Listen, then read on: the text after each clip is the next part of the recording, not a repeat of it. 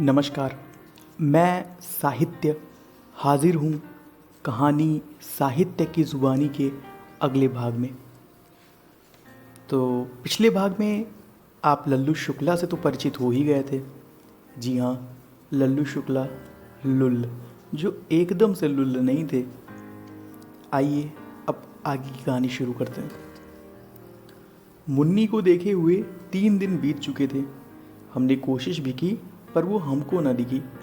थोड़ा खोजबीन करने पर पता चला कि वो प्रताप चाचा के बड़के बेटे की साली थी और गर्मी में अपनी बहन के ससुराल आई थी। खैर, मुन्नी को हम देख नहीं पा रहे थे और इधर पिताजी हमारी जान खा रहे थे। दरअसल हमारे पिताजी के मित्र वंशीधर चाचा ने कपड़ों की नई दुकान खोली थी और हमारे पिताजी को उन्होंने सुझाव दिया, अरे धरनीधर, मैं तो कहता हूँ कि जब तक लल्लू को कोई नौकरी नहीं मिलती तब तक वो यहीं आकर काम कर ले, थोड़ा सीख जाएगा। और आखिर कब तक ऐसे बैठा कर खिलाओगे उसे तुम। वंशीधर चाचा की बात पिताजी के मन में बैठ गई थी और अब वो चाहते थे कि मैं दुकान पर काम करूं। मैं कहता हूं कि आखिर दिक्कत क्या है, दिन भर घर में पड़े रहते हो, मुफ्त की रोटियां तोड़ते हो, काम नहीं करोगे तो खाओगे क्या। पिताजी ने क्रोधित होकर कहा। भूखा मर जाऊंगा पर कपड़े की दुकान पर नौकरी नहीं करूंगा, मैंने भी जवाब दिया, बिल्कुल पुराने हीरो के डायलॉग की तरह। अरे शुक्र मनाओ कि कोई तुम्हें नौकरी दे रहा है, वो भी पूरे 1800 रुपये महीना, साथ में 2 टाइम चाय भी। पिताजी बोले, तो आप चाहते हैं कि 2nd डिवीजन बीए पास होने के बाद हम नौकर बने, कपड़ा बेचें। इस बार हमारे शब्द थोड़े से तीखे थे। हाँ, तो वैसे भी डीएम या एसडीएम तो तुम बनने वाले नहीं। पिछले 4 बार से परीक्षा दे रहे हो यूपीएससी की और हर बार फेल। आखिर और कब तक फेल करोगे खुद को, पिताजी ने कहा। इस बार उनके शब्दों में खुद का तिरस्कार महसूस कर लिए थे हम। यकीन मानिए, उनके ये शब्द सीधा दिल को झकझोर दिए। ऐसा लगा कि परमाणु बम सीधा हमारे दिल पर गिर गया हो।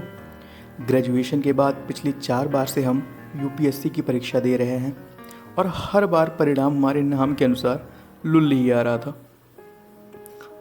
एक बात बताऊं, आप जब असफल होते हैं तो दुख होता है, परंतु जब कोई उस असफलता का जिक्र आपसे करता है तो दिल छलनी हो जाता है। ठीक वही हाल हमारा हुआ था। पिताजी की बातों ने हमारे नाजुक से दिल को खुड़िक खुड़ी कर दिया था। खुड़िक खुड़ी यानी कि खंड खंड। अम्मा, तुमको भी लगता है कि हम फेल हैं? बड़े ही गहन दुख और इमोशनल होकर अम्मा से पूछ बैठे हम। बिल्कुल भी नहीं, हम जानते हैं कि एक दिन हमारा लल्लू बड़का अफसर बनेगा और अपनी अम्मा को नीली बत्ती में घुमाएगा, अम्मा ने जवाब दिया। उनके चेहरे के भाव और हंसी ने मानो मलहम का काम कर दिया। खुड़ी खुड़ी हो चुका हमारा दिल कुछ हिस्सों में तो जुड़ गया था।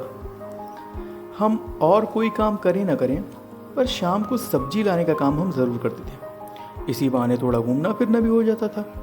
अम्मा ने 50 रुपए का नोट और झोला हाथ में थमाया।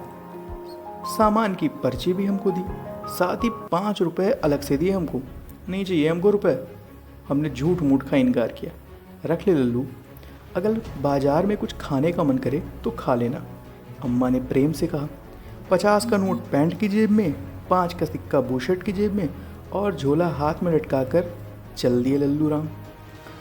वंशीधर चाचा की कपड़ों की दुकान में नौकरी कर लेने में कोई बुराई भी तो नहीं है। महीने के 1800 रुपये मिलेंगे, थोड़ा घर का खर्चा मैं भी संभाल लूँगा और फिर ये यूपीएससी की परीक्षा तो इस जन्म में पास होने से रहा।